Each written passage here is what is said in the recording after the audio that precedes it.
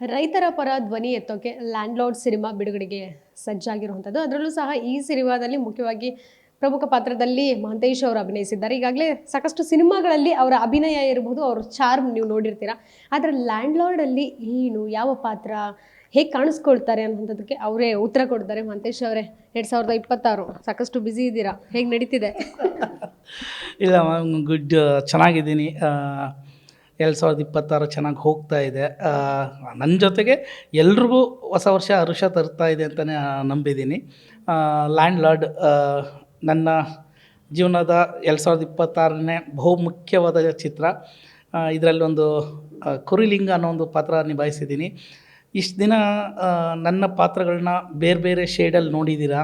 ಅಂದರೆ ಈಗ ಫ್ರೆಂಚ್ ಬಿರಿಯಾನಿ, ಗುರು ಶಿಷ್ಯರು, ಟಗರು ಪಲ್ಯ ಎಲ್ಲ ಒಂದೊಂದು ಬೇರೆ ಬೇರೆ ವಿಭಿನ್ನವಾದ ಪಾತ್ರಗಳು ನೀವೆಲ್ಲ ನೋಡಿದ್ದೀರ. ಈ ಸಾರಿ ಫಾರ್ ದ ಚೇಂಜ್ ತುಂಬ ಎಮೋಷ್ನಲ್ ಆಗಿರೋ ಒಂದು ಕ್ಯಾರೆಕ್ಟ್ರು ಲ್ಯಾಂಡ್ ಲಾರ್ಡಲ್ಲಿ ಪ್ಲೇ ಮಾಡಿದ್ದೀನಿ. ಎಂಟರ್ಟೈನ್ಮೆಂಟ್ ಇರುತ್ತೆ, ಇಲ್ಲ ಅಂತಲ್ಲ, ಬಟ್ ಅದು ಮೀರಿ ಒಂದು ಭಾವನಾತ್ಮಕವಾದ ಪಾತ್ರ ಲ್ಯಾಂಡ್ ಲಾರ್ಡಲ್ಲಿ ನಿಭಾಯಿಸಿದ್ದೀನಿ ಅಂತಲೇ ಹೇಳ್ಬೋದು. ಅದು ಜನಕ್ಕೆ ಇಷ್ಟ ಆಗುತ್ತೆ ಅಂತಲೂ ನಂಬಿದ್ದೀನಿ. ಯಾಕಂದರೆ ಆ ಸಿನಿಮಾದ ಕಂಟೆಂಟು ಅಷ್ಟು ದೊಡ್ಡದಾಗಿದೆ. ಯಾಕೆಂದರೆ ಇಡೀ ಸಿನಿಮಾ ಯಾರೆಲ್ಲ ಇದ್ದಾರೆ ನಿಮಗೆ ಗೊತ್ತು. ಇಡೀ ಕನ್ನಡ ಇಂಡಸ್ಟ್ರಿನೇ ಈ ಸಿನಿಮಾದಲ್ಲಿದೆ ಅಂದರೆ ತಪ್ಪಾಗಲಾರ್ದು. ಅಷ್ಟು ಜನ ಆರ್ಟಿಸ್ಟ್ಗಳಿದ್ದಾರೆ. ಆ ಒಂದು ಸಿನಿಮಾದಲ್ಲಿ ನಾನು ಭಾಗವಾಗಿದ್ದೀನಿ ಅಂತ ಹೇಳ್ಕೊಳ್ಳೋಕ್ಕೆ ತುಂಬ ಹೆಮ್ಮೆ ಇದೆ. ಗುರು ಶಿಷ್ಯರ ಸಿನಿಮಾದಲ್ಲೂ ನೀವಿದ್ರಿ. ಜಡೇಶ್ ಸರ್ ಹಾಗೂ ನಿಮ್ಮ ಕಾಂಬಿನೇಷನ್ ಇರ್ಬೋದು. ಅಂದರೆ ಪ್ರತಿ ಸಿನಿಮಾ ಅವ್ರೇನಾದರೂ ಡೈರೆಕ್ಷನ್ಗೆ ಅಂತ ನಿಂತು ಬಿಟ್ಟರೆ ಎಲ್ಲ ಸಿನಿಮಾದಲ್ಲೂ ನೀವು ಇರ್ತೀರ ಅನ್ಸುತ್ತೆ. ಅದೇನೋ ನಮ್ಮ ಇಬ್ಬರ ಸ್ನೇಹ ಹಾಗೆ ಬಂದಿದೆ. ಯಾಕಂದರೆ ನನ್ನ ಒಬ್ಬ ನಟನಾಗಿ ಅಷ್ಟು ಅಚ್ಚುಕಟ್ಟಾಗಿ ಅವ್ರು ನೋಡ್ತಾರೆ. ನನ್ನ ಮೇಲೆ ಒಂದು ನಂಬಿಕೆ. ಮಹಂತೇಶ್ ಅವ್ರಿಗೆ ಯಾವುದೇ ಪಾತ್ರ ಕೊಟ್ಟರು ನಿಭಾಯಿಸ್ತಾರೆ. ಈ ಕಡೆ ಕಾಮಿಡಿ ಇರ್ಬೋದು, ಈ ಕಡೆ ಎಮೋಷನ್ ಇರ್ಬೋದು, ಯಾವ ಪಾತ್ರಕ್ಕಾದರೂ ತೂಗಬಲ್ಲ ಅನ್ನೋ ಒಂದು ನಂಬಿಕೆ ಅವರಲ್ಲಿರೋದ್ರಿಂದ ಅವರು ಬರೋ ಎಲ್ಲ ಸಿನಿಮಾಗಳಲ್ಲೂ ಒಂದೊಂದು ಅವಕಾಶ ಕೊಟ್ಟಿದ್ದಾರೆ. ಅದಕ್ಕೆ ಥ್ಯಾಂಕ್ಸ್ ಹೇಳ್ಬೇಕು ನಾನು ಅವರು ಫಸ್ಟ್ ಥಿಂಗು. ಹಾಗೆ ಆ ವ್ಯಕ್ತಿ ಬಗ್ಗೆನೂ ನಾನು ಮಾತಾಡಲೇಬೇಕು. ಯಾಕೆಂದರೆ ಅವರು ಬರವಣಿಗೆ ಇದೆಯಲ್ಲ ಮ್ಯಾಮ್, ಅವರು ತುಂಬ ಓದ್ತಾರೆ ಆ್ಯಕ್ಚುಲಿ. ಅವರು ಪ್ರತಿ ಕತೆಗಳನ್ನ ನೋಡಿ ನೀವು ಸಿನಿಮಾ ನೋಡ್ಕೊಂಡು ಆಚೆ ಬಂದಾಗ ಆ ಸಿನಿಮಾ ಬಗ್ಗೆ ನೀವು ಅರ್ಧ ಗಂಟೆಯಿಂದ 1 ಗಂಟೆ ಡಿಸ್ಕಸ್ ಮಾಡ್ತೀರಾ. ಯಾಕಂದರೆ ಅವರು ಪಾತ್ರಗಳ ಪರಿಚಯ ಹಂಗೆ ಮಾಡ್ತಾರೆ. ಅಂದರೆ ಕತೆ ಜೊತೆಗೆ ಪಾತ್ರಗಳು ವೆಯ್ಟೇಜ್ ಇದೆ ಗೊತ್ತಾ. ಯಾವ ವಿಷಯನ ಯಾವ ಪಾತ್ರ ಹೇಳಿದರೆ ಚೆನ್ನಾಗಿರುತ್ತೆ ಅನ್ನೋ ಒಂದು ಕ್ಲಾರಿಟೀಲಿ ಅವ್ರ ಕತೆಗಳನ್ನ ಬರೀತಾರೆ. ಆ ನಿಟ್ಟಿನಲ್ಲಿ ಲ್ಯಾಂಡ್ ಲಾರ್ಡ್ ಇದೆಯಲ್ಲ ಮ್ಯಾಮ್, ವಿಜಯ್ ಸರು ಇಲ್ಲಿವರೆಗೂ ಮಾಡದೇ ಇರೋವಂಥ ಒಂದು ಪಾತ್ರ ಇದು.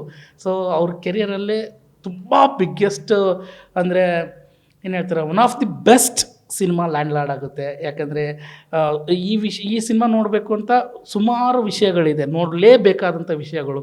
ಯಾಕಂದರೆ ಈ ಕಡೆ ರಾಜ್ ಬಿ ಶೆಟ್ಟಿ ಅವ್ರನ್ನ ನೀವು ಇಲ್ಲಿವರೆಗೂ ಹಂಗೆ ನೋಡೋಕ್ಕೆ ಚಾನ್ಸೇ ಇಲ್ಲ. ಆಮೇಲೆ ವಿಜಯ್ ಸರ್ ಆಗಿರ್ಬೋದು, ರಚಿತಾ ರಾಮ್ ಅವ್ರನ್ನಂತರೂ ನೀವು ಬಿಡಿ, ಅವ್ರನ್ನೆಲ್ಲ ಲೇಡಿ ಸೂಪರ್ ಸ್ಟಾರ್ ಅಂತ ಈಗ ಇತ್ತೀಚೆಗೆ ಎಲ್ಲರೂ ಕರೀತಾ ಇದ್ದಾರೆ. ಬಿಕಾಸ್ ಈ ಸಿನಿಮಾ ನೋಡಿದ್ಮೇಲೆ ಅನಿಸುತ್ತೆ ನಿಮಗೆ ರಿಯಲಿ ಲೇಡಿ ಸೂಪರ್ ಸ್ಟಾರ್ ಅಂತ. ಪ್ರತಿಯೊಬ್ಬರ ಪಾತ್ರಗಳು ಅಷ್ಟು ಅದ್ಭುತವಾಗಿ ಕಟ್ಟಿಕೊಟ್ಟಿದ್ದಾರೆ ಜಡೇಶು. ಸೊ ಅವ್ರು ಗೆಲ್ಲಬೇಕು ಅನ್ನೋದೇ ನನ್ನ ಆಸೆ. ಸರ್, ನೀವೇ ನೋಡೋದಾದರೆ ಚಿತ್ರರಂಗದಲ್ಲಿ ಅದರಲ್ಲೂ ಪ್ರಮುಖವಾಗಿ ಹೀರೋಯಿನ್ಸ್ ಅಂತ ಬಂದಾಗ ಒಂದು ಏಜ್ ಅಂತ ಇರುತ್ತೆ. ಅಲ್ಲಿವರೆಗೂ ಅವರು ಅವರವರ ಏಜ್ ತಕ್ಕಂಗೆ ಪಾತ್ರಗಳನ್ನ ಮಾಡ್ತಾ ಹೋಗ್ತಾರೆ. ಆದರೆ ರಚಿತಾ ಅವರು ಏಜ್ಗೂ ಮೀರಿ ಒಂದು ಪಾತ್ರವನ್ನು ಈ ಸಿನಿಮಾದಲ್ಲಿ ಅವರು ಚೂಸ್ ಮಾಡಿರುವಂಥದ್ದು. ಅದರಲ್ಲೇ ಗೊತ್ತಾಗುತ್ತೆ ಅವರು ಗ್ಲಾಮರ್ ಪಾತ್ರ ಅಥವಾ ಏನೋ ಬೇರೆ ಪಾತ್ರ ಬಂದ ತಕ್ಷಣ ಮಾತ್ರ ನಾನು ಮಾಡೋದಿಲ್ಲ, ಕಂಟೆಂಟ್ ಇರಬೇಕು ಸಿನಿಮಾದಲ್ಲಿ, ಕಂಟೆಂಟ್ ಇದ್ದರೆ ಮಾತ್ರ ನಾನು ಹಿಂದೆ ಹೋಗೋದು ಅಂತ.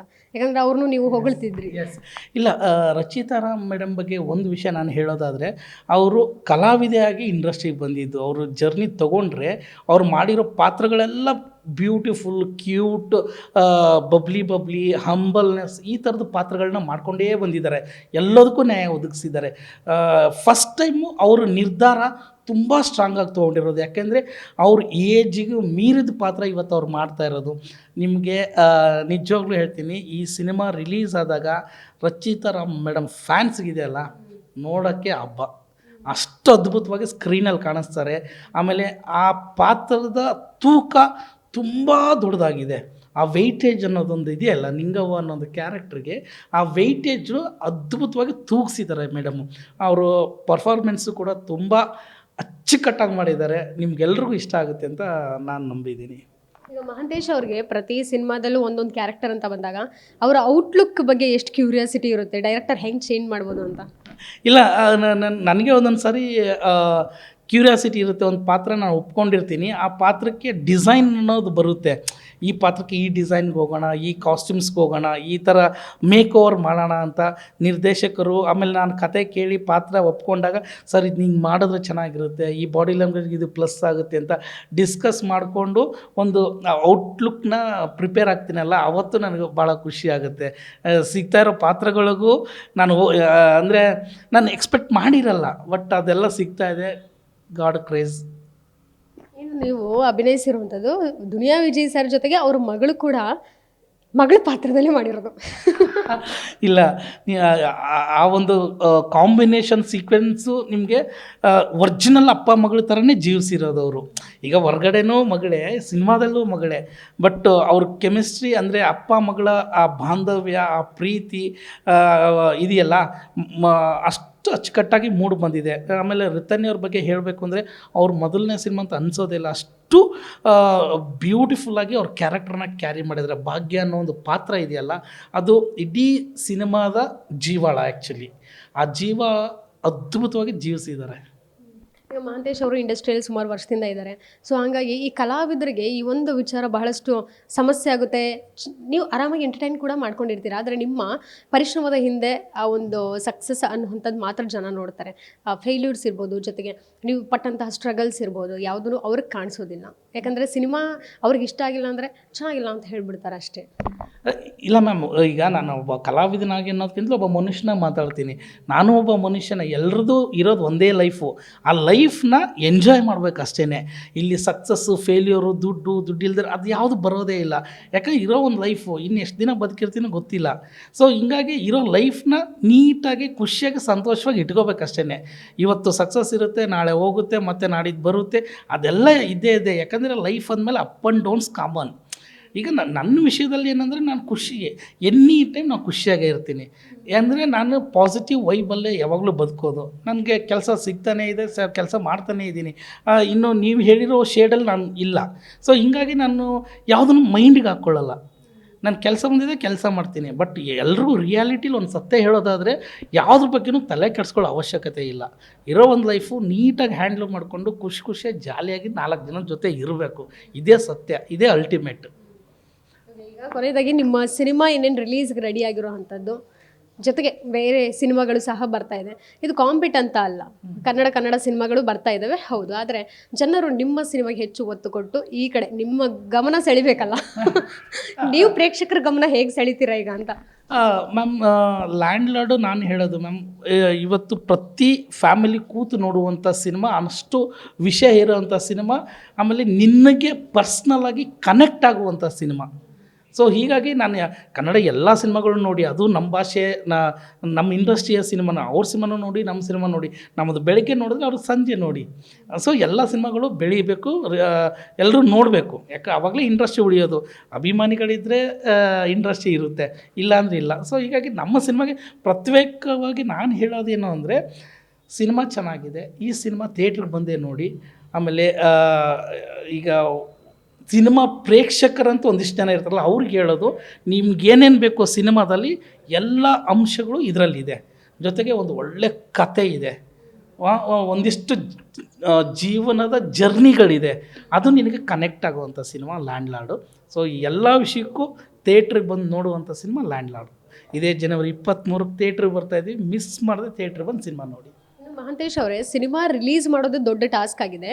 ಅದರ ಜೊತೆಗೆ ಪೈರಸಿ ಅನ್ನುವಂಥದ್ದು, ಇತ್ತೀಚೆಗಷ್ಟೇ ಸುದೀಪ್ ಅವರು ಯುದ್ಧಕ್ಕೆ ಕರೆ ಕೊಟ್ಟರು ಪೈರಸಿ ಮುಖಾಂತರ. ಅಂದರೆ ಪೈರಸಿ ವಿರುದ್ಧ ನಾವು ಹೋರಾಡೋಣ ಅನ್ನೋಂಥದ್ದನ್ನು ಹೇಳಿದರು. ಜೊತೆಗೆ ವಿಜಯಲಕ್ಷ್ಮಿ ಅವರು ಕೂಡ ಡೆವಿಲ್ ಸಿನಿಮಾದು ಪೈರಸಿ ಆಯಿತು ಸುಮಾರು, ಅದನ್ನು ಕೂಡ ಡಿಲೀಟ್ ಮಾಡಿಸಿದ್ರು ಲಿಂಕ್ಸು. 45 ಸಿನಿಮಾದು, ಯಾವ್ಯಾವ ಬಿಗ್ ಸಿನಿಮಾಸ್ ಇರ್ಬೋದು, ಬಿಗ್ ಸ್ಟಾರ್ಸ್ದು ಎಲ್ಲ ಸಿನಿಮಾಗಳು ಪೈರಸಿ ಕೂಡ ಆಗ್ತಿರುವಂಥದ್ದು.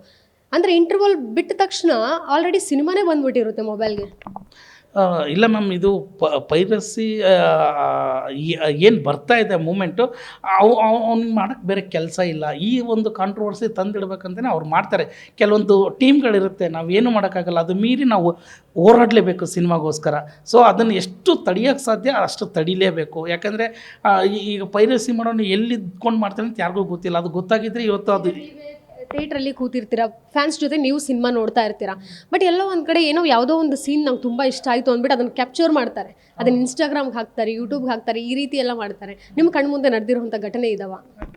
ಇಲ್ಲ ಮ್ಯಾಮ್, ನಾವೇ ಸೋಷಿಯಲ್ ಮೀಡಿಯಾದಲ್ಲಿ ಇವತ್ತು ಸಿನಿಮಾ ರಿಲೀಸ್ ಆಗಿದೆ ಅಂದರೆ ಅವರು ಫ್ಯಾನ್ಸ್ ಆಗಿ ಆ ಒಂದು ಸಿನಿಮಾಗೆ ನಾನು ಹೋಗಿದ್ದೆ ಅನ್ನೋ ಒಂದು ಪ್ರೂಫ್ಗೆ ಅವ್ರೇನು ಮಾಡ್ತಾರೆ, ಖುಷಿಗೆ ಸಂತೋಷಕ್ಕೆ ಯಾವುದೋ ಒಂದು ಇಂಪಾರ್ಟೆಂಟ್ ಸೀನ್ನೇ ಅವರು ಇಂಟೆನ್ಷನ್ಲಿ ಮಾಡಿರೋಲ್ವೋ ಗೊತ್ತಿಲ್ಲ, ಬಟ್ ಅದ್ರ ಇಂಪ್ಯಾಕ್ಟು ಸಿನಿಮಾದವ್ರಿಗೆ ಆಗುತ್ತೆ ಅನ್ನೋದು ಅವ್ರಿಗೆ ಐಡಿಯಾ ಇಲ್ಲ ಪಾಪ.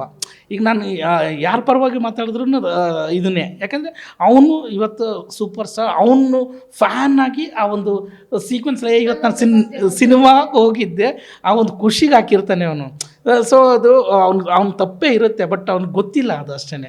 ಸೊ ಹಿಂಗಾಗಿ ಕೇಳ್ಕೊಳ್ಳೋದು ಒಂದೇ, ದಯವಿಟ್ಟು ಥಿಯೇಟ್ರಿಗೆ ಬಂದಮೇಲೆ ರೆಕಾರ್ಡ್ ಮಾಡಿ ಎಲ್ಲ ಹಾಕಬೇಡಿ ಪ್ಲೀಸ್, ರಿಕ್ವೆಸ್ಟ್ ಅಷ್ಟೇ.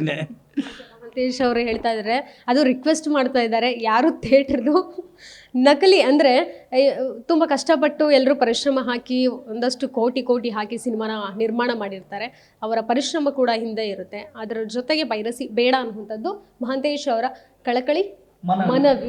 ಯಾಕೆಂದರೆ ನೀವು ಪೈರಸಿ ಮಾಡೋದ್ರಿಂದ ಅದೇನಾಗುತ್ತೆ, ಸಿನಿಮಾ ತಂಡಕ್ಕೆ ಮೋಸ ಆಗುತ್ತೆ. ಹೀಗಾಗಿ ನೀವೆಲ್ಲರೂ ಥಿಯೇಟ್ರ್ ಬಂದು ಸಿನಿಮಾ ನೋಡಿದ್ರೆ ಈ ತಂಡಗಳು ಇನ್ನೊಂದು 4 ಒಳ್ಳೊಳ್ಳೆ ಸಿನಿಮಾಗಳನ್ನ ಮಾಡ್ಬೋದು. ನೀವು ಮಾಡೋ ಒಂದು ಚಿಕ್ಕ ಮಿಸ್ಟೇಕಿಂದ ತಂಡಕ್ಕೆ ಮೋಸ ಆಗೋದು ಬೇಡ ಅಂತ ನಾನು ಮನಸಾರ ಕೇಳ್ಕೊಳ್ತಾ ಇದ್ದೀನಿ. ಎಲ್ರಿಗೂ ಥಿಯೇಟ್ರ್ ಬಂದು ಸಿನಿಮಾ ನೋಡಿ ಅಂತಲೇ ಮನಸಾರ ಕೇಳ್ಕೊಳ್ತಾ ಇದ್ದೀನಿ. ನಿಮ್ಮ ಕೇಶದ ಗುಟ್ಟಿನ ರಹಸ್ಯ ಹೇಳಿ. ಎಲ್ಲರೂ ಅದೇ ಕೇಳ್ತಾ ಇದ್ದಾರೆ ಮೇಡಮ್, ಒಂದೇ ಮತ್ತು ಎಲ್ರಿಗೂ ಹೇಳ್ತಾ ಇರೋದು, ಸದ್ಯಕ್ಕೆ ನನಗೆ ಅನ್ನ ಆಗ್ತಾಯಿದೆ, ಕಾಪಾಡ್ಕೊಂಡಿದ್ದೀನಿ.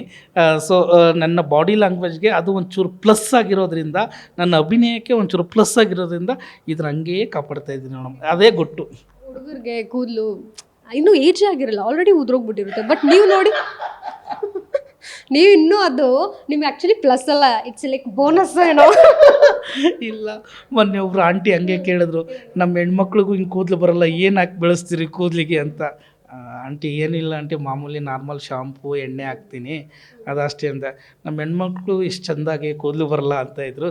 Thank you aunty, thank you. ನೋಡಿ, ಹೇರ್ ಬ್ರ್ಯಾಂಡ್ ಪ್ರಮೋಷನ್ಗೆ ಯಾರಾದರೂ ಒಂದು ಮಾಡೆಲ್ ಹುಡುಕ್ತಿದ್ರೆ ಮಹಂತೇಶ್ ಅವರಿದ್ದಾರೆ. ಖಂಡಿತವಾಗ್ಲೂ ಬರ್ತೀನಿ, ಆ ಥರದ್ದು ಆಡಿದ್ರೆ ಕರೀರಿ, ಖಂಡಿತವಾಗ್ಲೂ ಬಂದು ಪ್ರಮೋಷನ್ ಮಾಡ್ತೀನಿ. ಓಕೆ, ಇದಿಷ್ಟು ನಟ ಮಹಂತೇಶ್ ಅವರ ಮಾತಾಗಿತ್ತು. ಲ್ಯಾಂಡ್ಲಾರ್ಡ್ ಸಿನಿಮಾ ಇದೇ ಜನವರಿ 23ನೇ ತಾರೀಕು ರಿಲೀಸ್ ಆಗ್ತಾ ಇದೆ. ಎಲ್ಲರೂ ಸಹ ಥಿಯೇಟರ್ಗೆ ಬಂದು ನೋಡಬೇಕು ಅನ್ನುವಂಥದ್ದು ಚಿತ್ರತಂಡದ ಮನವಿಯಾಗಿರುವಂಥದ್ದು. ಕ್ಯಾಮ್ರಾ ಪರ್ಸನ್ ಪೃಥ್ವಿ ಜೊತೆಗೆ Keerthi Patil, guarantee news, Bengaluru. Guarantee news, ಸುದ್ದಿ ಖಚಿತ, ನ್ಯಾಯ ನಿಶ್ಚಿತ.